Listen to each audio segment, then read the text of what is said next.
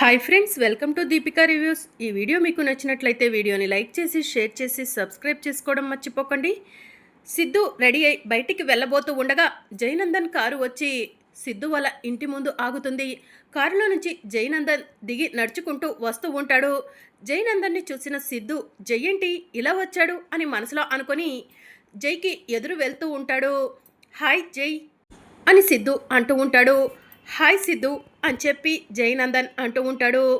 లోపలికి వెళ్దాం రా జై అని సిద్ధు జయనందన్ని లోపలికి తీసుకొని వెళ్తూ ఉంటాడు. తులసి గారు ఇంట్లోనే ఉన్నారా సిద్ధు అని జయనందన్ అడుగుతూ ఉంటాడు. ఇంట్లోనే ఉంది తులసి.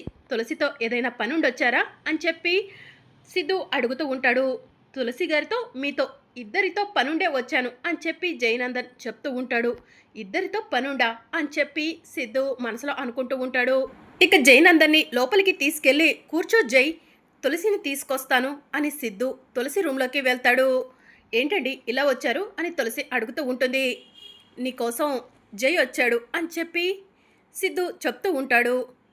జై నా కోసం వచ్చాడా అని తులసి కిందికి వస్తుంది. హలో తులసి గారు, ఎలా ఉన్నారు అని జయనందన్ అడుగుతూ ఉంటాడు. బాగానే ఉన్నాను. ఏంటి ఇలా వచ్చారు అని తులసి కోపంగా జయనందన్ని అడుగుతూ ఉంటుంది. సిద్ధు తులసి పక్కన నుంచో వచ్చి అని చెప్పి జయనందన్ అంటూ ఉంటాడు. ఇక సిద్ధు వచ్చి తులసి పక్కన నుంచుంటాడు. రేపు నాకు జానుకి రాముల వారి గుడిలో పెళ్లి జరుగుతుంది, మీరిద్దరూ తప్పకుండా రావాలి అని చెప్పి జయనందన్ ఇన్విటేషన్ని సిద్ధు తులసిలకు ఇస్తూ ఉంటాడు. తులసి షాకింగ్గా జయనందన్ వైపు చూస్తూ ఉంటుంది. ఇక సిద్ధు ఏంటి మళ్ళీ నీకు జానుకి పెళ్ళా అని జయనందన్ని అడుగుతూ ఉంటాడు. జానుకి నాకు కొన్ని కారణాల వల్ల పెట్టుడు ముహూర్తంలో పెళ్లి జరిగింది సిద్ధు. వాటి వల్ల మా లైఫ్లో కొన్ని డిస్టర్బెన్సెస్ వచ్చాయి.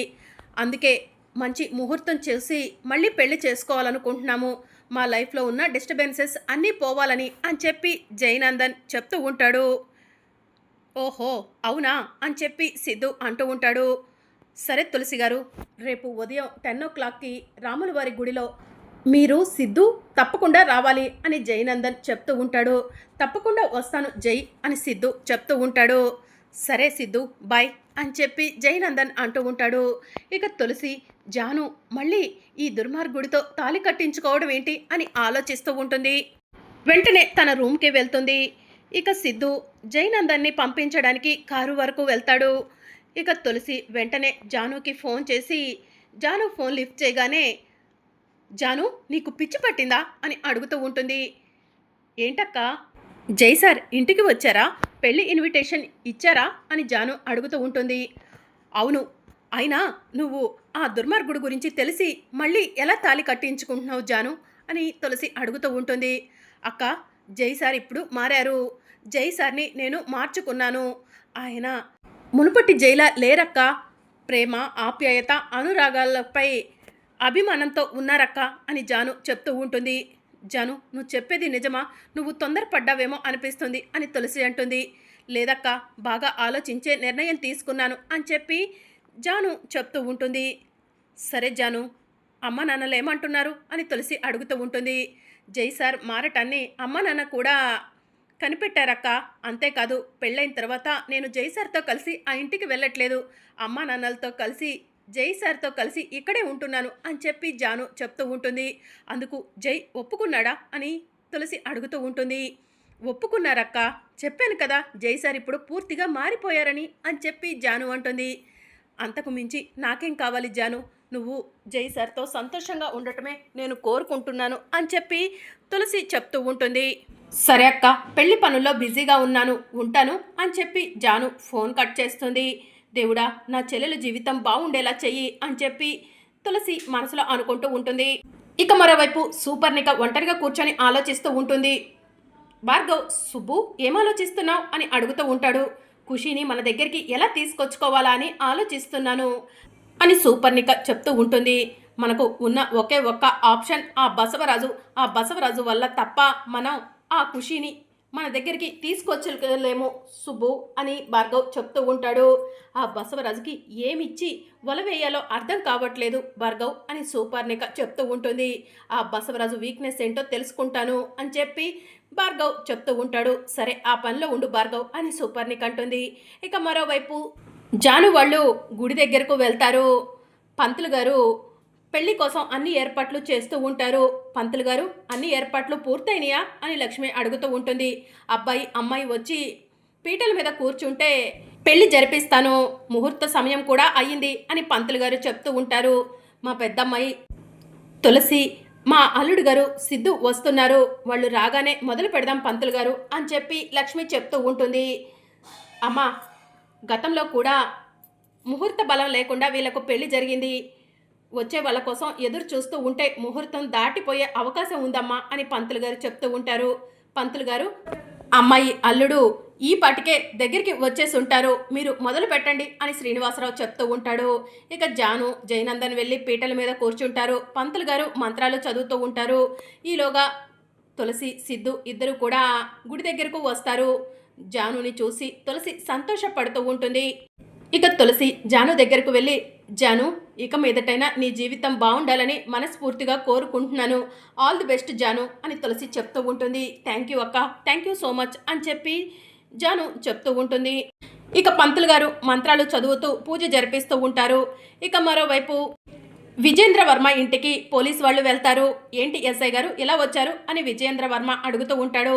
మీ అబ్బాయిని యాక్సిడెంట్ చేసింది ఎవరో తెలుసుకోమని కంప్లైంట్ ఇచ్చారు కదా సార్, వాళ్ళు ఎవరో తెలిసిపోయింది అని చెప్పి పోలీసులు చెప్తూ ఉంటారు. కానీ ఇంకా ప్రూఫ్స్ ఏమీ దొరకలేదు, ప్రూఫ్స్ కోసం ఎదురు చూస్తున్నాము. మీకు ఇక్కడ ఒక చిన్న విషయం చెప్పాలి, మీ అబ్బాయిని యాక్సిడెంట్ కాదు పక్కా మర్డర్ అని చెప్పి పోలీసు వాళ్ళు చెప్తూ ఉంటారు. ఏం మాట్లాడుతున్నారు సార్ మీరు అని చెప్పి విజేంద్ర వర్మ అంటూ ఉంటాడు. అవును సార్, మీ అబ్బాయిని మర్డర్ చేసి చంపాలనుకున్నారు అని చెప్పి పోలీసు వాళ్ళు చెప్తూ ఉంటారు. ఎవరు సార్, మా అబ్బాయిని చంపాలని చూసింది ఎవరు, మా అబ్బాయికి ఎలాంటి శత్రువులు లేరు అని విజేంద్ర వర్మ అంటూ ఉంటాడు. మీకు అతని ఫోటో చూపిస్తాను చూడండి అని పోలీసు వాళ్ళు తమ ఫోన్లో ఉన్న ఫోటోని విజేంద్ర వర్మకు చూపిస్తారు. జయనందన అని విజేంద్ర వర్మ ఫోటోని చూసి షాకింగ్గా అడుగుతూ ఉంటాడు. అవును సార్, ఈ జయనందనే మర్డర్ చేపించినట్టు మాకు కొన్ని సాక్ష్యాలు దొరికాయి, పక్కా ప్రూఫ్స్తో జయనందన్ని అరెస్ట్ చేస్తాము అని చెప్పి పోలీసు వాళ్ళు చెప్తూ ఉంటారు. మాకు కాస్త సమయం ఇవ్వండి సార్, ఉంటాను అని పోలీసు వాళ్ళు అక్కడి నుంచి వెళ్ళిపోగానే ఏంటండి ఇదంతా, ఆ జయనందన్ మన అబ్బాయిని చంపాలనుకోవటం ఏంటి అని త్రివేణి అంటూ ఉంటుంది. ఆ జైని చూస్తే నాకు మొదటి నుంచి అనుమానంగానే ఉంది అని చెప్పి విజేంద్ర వర్మ అంటూ ఉంటాడు. అవునండి, మన భాను జీవితాన్ని కూడా ఆ దుర్మార్గుడు నాశనం చేస్తాడేమో. ఈరోజు భానుకి ఆ జయనందన్కి పెళ్ళంటండి అని త్రివేణి చెప్తూ ఉంటుంది. అవును కదా, ఇప్పుడే వెళ్ళి భాను జీవితాన్ని కాపాడుతాను, ఆ దుర్మార్గుడి నుంచి భానుని కాపాడుతాను. మన కొడుకుని చంపాలని చూసినా వాడు బ్రతకటానికి వీల్లేదు అని చెప్పి విజేంద్ర వర్మ గన్ను తీసుకొని బయలుదేరతాడు. వద్దండి, ఆవేశంగా వెళ్ళకండి అని చెప్పి త్రివేణి అంటూ ఉంటుంది. లేదు త్రివేణి, ఒక్కగానొక్క కొడుకు మనకి వాణ్ణి చంపాలని చూశాడు, వాడు బ్రతకటానికి వీల్లేదు, అలాంటి దుర్మార్గుడి నుంచి భానుని కూడా కాపాడుతాను అని చెప్పి విజేంద్ర వర్మ కోపంగా వెళ్తూ ఉంటాడు. భగవంతుడా, ఎలాంటి అనర్థం జరగకుండా నువ్వే చూడయ్యా అని త్రివేణి దేవుడికి దండం పెట్టుకుంటూ ఉంటుంది. ఇక మరోవైపు మండపంలో జయనందన్కి పంతులు గారు తాలిచ్చి అమ్మాయి మెడలో తాలి కట్టునాయనా అని చెప్పి అంటూ ఉంటారు. ఇక జయనందన్ జాను మెడలో తాలి కడుతూ జాను పెట్టిన కండిషన్స్ అన్నిటికీ కూడా కట్టుబడి జాను ప్రేమని వాళ్ళ పేరెంట్స్ ప్రేమని పొందేలా చెయ్యి దేవుడా అని జయనందన్ మనసులో అనుకుంటూ జాను మెడలో తాలి కడతాడు. అగ్నిగుండం చుట్టూ 7 అడుగులు వేయండి అని చెప్పి పంతులు గారు చెప్తూ ఉంటారు. ఇక జాను జయనందన్ ఇద్దరూ కలిసి అగ్నిగుండం చుట్టూ 7 అడుగులు తిరుగుతూ ఉంటారు. అప్పుడే విజేంద్ర వర్మ గుడి దగ్గరకు వస్తాడు. జాను మెడలో ఈ దుర్మార్గుడు తాలి కట్టినట్టున్నాడు, ఇంతకు మించి అనర్థం జరగకూడదు, ఇప్పుడే వీడిని షూట్ చేసేస్తాను అని విజేంద్ర వర్మ జయనందన్కి గన్ను గురి పెడతాడు. జయనందన్ని గన్నుతో షూట్ చేస్తాడు. ఇక దాంతో బుల్లెట్ జయనందన్ గుండెల్లో దూరి జయనందన్ అక్కడికక్కడే స్పృహ కోల్పోతాడు. జై సార్ అని జాను గట్టిగా అరుస్తుంది. జై గారు అని చెప్పి జాను జై బాబు కళ్ళు తెరువు బాబు అని లక్ష్మి అందరూ కూడా జయనందన్ చుట్టూ చేరి ఏడుస్తూ ఉంటారు. ఇక జాను ఏడుస్తూ ఉంటే విజేంద్ర వర్మ జాను దగ్గరకు వెళ్ళి, అమ్మ భాను, నువ్వు బాధపడాల్సిన అవసరమే లేదు, వీడు ఒక దుర్మార్గుడమ్మా, వీడి గురించి తెలియక వీడికి నీకు పెళ్లి చేద్దామనుకున్నాము, ఇలాంటి దుర్మార్గుడు నీ జీవితాన్ని ఎక్కడ నాశనం చేస్తాడోనని వీడిని నేనే షూట్ చేశానమ్మా, ఇదిగో ఈ గన్నుతోనే అని విజయేంద్రవర్మ అంటూ ఉంటాడు. దాంతో ఒక్కసారిగా లక్ష్మి లేచి నుంచుంటుంది. లక్ష్మిని చూసి విజయేంద్రవర్మ షాక్ అవుతాడు. ఇక లక్ష్మి విజయేంద్రవర్మ షర్టు పట్టుకొని, నా అల్లుడి గన్నుతో షూట్ చేసింది నువ్వా? నా అల్లుడు ఏం తప్పు చేశాడు? మీ గురించి ఆలోచించకుండా నా జీవితం నేను బ్రతుకుతున్నాను కదా, నా అల్లుడి జోలికి ఎందుకు వచ్చావు? నా కూతురు జీవితాన్ని ఎందుకు అంధకారంలోకి నెట్టేశావు అని చెప్పి లక్ష్మి విజయేంద్రవర్మని నిలదీస్తూ ఉంటుంది. తులసి, జయనందన్ కొన ఊపిరితో కొట్టుమిట్టాడుతున్నాడు, వెంటనే హాస్పిటల్కు తీసుకెళ్దాం పదా అని సిద్ధు అంటాడు. ఇక తులసి, సిద్ధు, జాను అందరూ కలిసి జయనందన్ని హాస్పిటల్కు తీసుకెళ్తారు. ఇక విజయేంద్రవర్మ, ఏంటి ఈ జయనందన్ నీకు అల్లుడా? ఏ వరుసన అల్లుడు అని చెప్పి విజయేంద్రవర్మ అడుగుతూ ఉంటాడు. నా కూతురు మెడలో తాళి కట్టిన నా అల్లుడు జయనందన్ అని లక్ష్మి అంటూ ఉంటుంది. అంటే భాను మీ కూతురా అని విజయేంద్రవర్మ అంటూ ఉంటే, కాదయ్యా పెద్ద మనిషి, నా కూతురు పేరు జాను, జాను మా కూతురు అని శ్రీనివాసరావు ఏడుస్తూ ఉంటాడు. మరి అప్కమింగ్ ఎపిసోడ్లో ఏం జరగనుందో తెలుసుకోవాలనుకుంటున్నారా? అయితే ఛానల్ను సబ్స్క్రైబ్